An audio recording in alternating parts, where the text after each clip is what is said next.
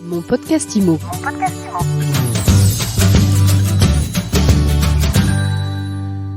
Bonjour à tous et bienvenue dans ce nouvel épisode de Mon podcast IMO.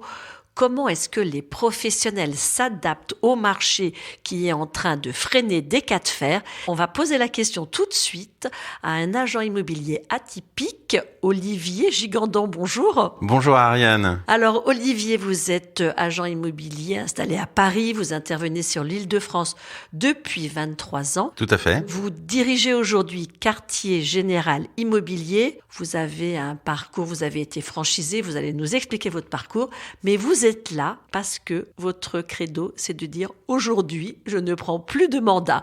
Comment c'est possible dans la tête d'un agent immobilier de refuser de prendre des mandats? Écoutez, c'est très simple, Ariane, comme vous l'avez dit, 23 ans d'immobilier. Quelques petits faits d'armes, c'est 2008, salarié Foncia, quand même, qui est une référence. Meilleur vendeur du groupe en période de crise, 2008, on la connaît. En 2011, franchisé Foncia, meilleur vendeur des franchisés, et pourtant c'était compliqué. Et puis là, on a l'épisode que tout le monde a du mal à passer, c'est le Covid. Bon, le Covid, effectivement, particulier, et la sortie du Covid, on y est. L'après-Covid, bon, il y a plein de termes, on va oublier ce terme, on espère. Aujourd'hui, c'est comment faire face à ce marché particulier. Pour qu'on comprenne bien, qu'est-ce qu'il a de particulier, ce marché à Paris? On parle de baisse des prix, de ralentissement des transactions. On dit que les prix ont baissé de 2 à 3% sur un an, ce qui n'est pas tant que ça non plus. Comment vous vivez la situation sur le terrain? Alors oui, effectivement, 2-3%. Moi, je vois plutôt la moyenne des prix à Paris de 11 000 à 10 000 aujourd'hui, en moyenne.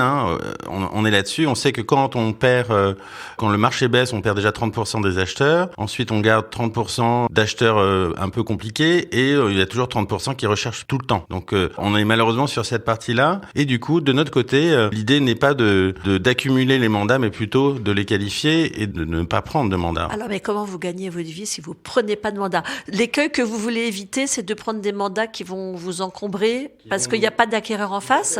Tout à fait. Chaque agent immobilier qui nous écoute aujourd'hui le sait. Certains, que ce soit à Paris ou dans les grandes régions, ont jusqu'à 100 mandats. Et aujourd'hui, les stocks des agents parisiens sont de l'ordre de 50 à 100 mandats pour des agences, on va dire, aussi bien de marque qu'indépendants.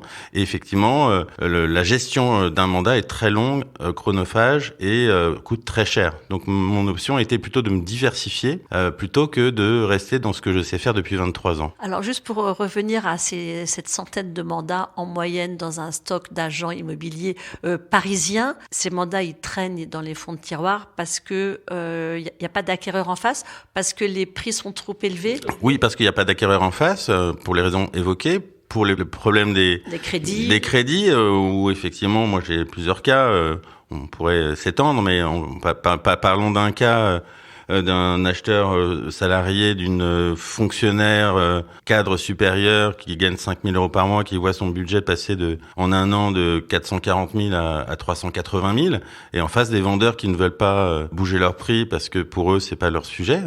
Donc voilà, c'est un gros problème que nous rencontrons au quotidien aujourd'hui. Effectivement, on le voit bien, il y a plus d'appels, il y a plus trop de visites et encore moins d'offres. Et ça a démarré quand? Honnêtement, moi je vois le problème un peu en amont, ce qui est toujours ma marque de fabrique, c'est-à-dire moi je le vois depuis septembre donc 2022. Il y a un réel ralentissement alors que d'autres agences continuaient à rouler sur l'après-Covid. Donc effectivement, je me suis inquiété. Tous les gens qui me connaissent m'ont dit: Olivier, ne t'inquiète pas, tu es un très bon, pour toi, il n'y a pas de problème. Donc Tu adores les crises, tu sais rebondir en période de crise. Voilà, exactement. Je l'ai prouvé en 2008 et 2011 notamment. Donc effectivement, j'ai pris le taureau par les cornes en amont et je me suis dit non, ne prenons pas de mandat inutile. Surtout, très difficile d'estimer un bien aussi qui décroît. Expliquer à un vendeur que son bien baisse alors qu'on a connu une hausse depuis quasiment illimitée depuis 20 ans, c'est compliqué. Donc j'ai préféré me mettre en retrait et m'attaquer sur d'autres sujets, que l'agent immobilier ne fait pas que des ventes, Ariane fait aussi des locations. Et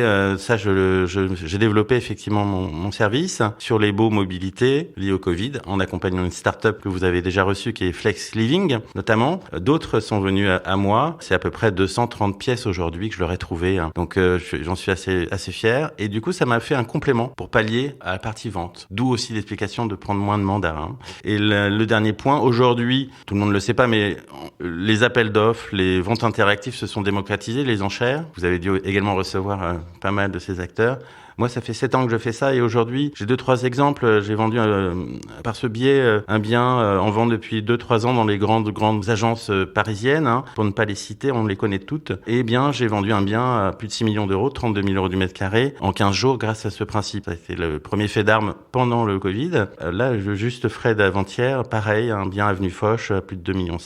Dans ce même biais. La morale de l'histoire, faut avoir une nouvelle approche, s'adapter à son marché. Voilà, en temps de crise. Donc, c'est ce que j'ai trouvé. Et souvent, je trouve les bonnes solutions, Ariane. C'est ma bonne étoile, c'est l'expérience, je ne sais pas. Et effectivement, naturellement, les gens reviennent vers moi quand ça va pas. Et là, j'attends effectivement que les gens viennent frapper à ma porte. C'est aussi l'objet de notre entretien du jour. Voilà. Je cherche des vendeurs qui comprennent mon... Des vendeurs qui comprennent le principe et des vendeurs réalistes. Bien sûr. Cette crise, qu'est-ce qu'elle a de similaire ou de singulier par rapport à celle de 2008 ? Est-ce que vous pensez que ça prend le même chemin ? Je pense que c'est totalement inédit. Comme la période Covid, personne n'a pu l'anticiper. Comme personne n'a pu anticiper qu'on passe d'un taux de 1% à 3,5, voire 4,5 en octobre prochain, les prévisions. Ça, effectivement, c'est assez compliqué de s'adapter. Et je pense que c'est très français. Il faut éduquer le vendeur sur le sujet. Donc, notre devoir aussi de conseil, là, pour le coup, est très important. Non pas de conseiller de manière classique, mais de faire comprendre, d'éduquer nos vendeurs pour leur dire tout simplement, aujourd'hui, c'est une période particulière. Et nous, professionnels immobiliers, là, on a pleinement notre place et là, je joue la carte à fond et je conseille tous mes confrères de le faire également. Bien sûr, vous pouvez me contacter parce que par ces appels d'offres, j'ai notamment amené avec moi 4 agences indépendantes pour vendre ce bien avenue Foch, alors qu'on avait des grandes agences. Voilà, et j'ai fait en fait le coach avec la société que j'ai choisie parce qu'il y a plusieurs acteurs dans les enchères, mais ça fera peut-être l'objet d'un autre entretien, Ariane. Mais voilà, j'ai un acteur qui a bien compris la donne et pour lequel on va certainement développer une offre B2B pour accompagner les agents immobiliers pour réussir à vendre. Alors c'est Square Immo, retenez bien ce nom, avec un M. Mais je pense que vous pourrez le citer en lien. On en reparlera. J'aimerais revenir sur quand un particulier vient vous voir aujourd'hui pour vous confier un mandat, vous lui dites non. Comment il réagit ? Alors, délicat de dire non tout de suite. Principe d'éducation dont je parlais précédemment, de dire voilà, peut-être même ce n'est pas le moment de vendre. Peut-être même de dire louer avant de vendre. Quels sont vos projets ? Est-ce qu'on est dans la partie des 30% que j'évoquais tout à l'heure ?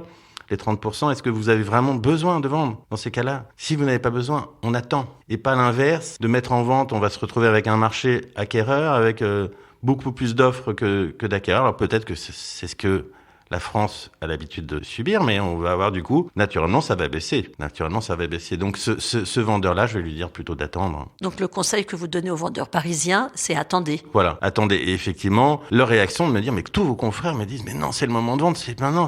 Non. Et effectivement, d'avoir un discours franc, direct et qui permet d'être réaliste et surtout de donner la vérité, eh bien, c'est ma marque de fabrique. Alors, ça plaît ou ça ne plaît pas. Vos confrères, ils réagissent comment ? Par rapport à mon attitude ? Oui, et par rapport à votre discours ? Ils me disent que je suis complètement à côté de la plaque, atypique, mais je reviens et je pense que mon CV en dit long. On verra plus tard, messieurs. Merci beaucoup Olivier Gigandon pour cette interview sans langue de bois. Donc le message c'est aux vendeurs, surtout à Paris, vous attendez avant de mettre en vente. Écoutez votre agence immobilière et venez voir QG Immobilier Paris 5e. Voilà. Et n'acceptez pas de confier un mandat à une agence qui gonflerait, qui vous flatterait en fait. C'est ça derrière. Tout à fait. Merci à vous et je vous rappelle que vous êtes fondateur de Quartier Général Immobilier dans le 5e arrondissement et je vous dis à très vite pour un nouvel épisode de Mon Podcast Immo. À très vite, merci. Mon Podcast Immo.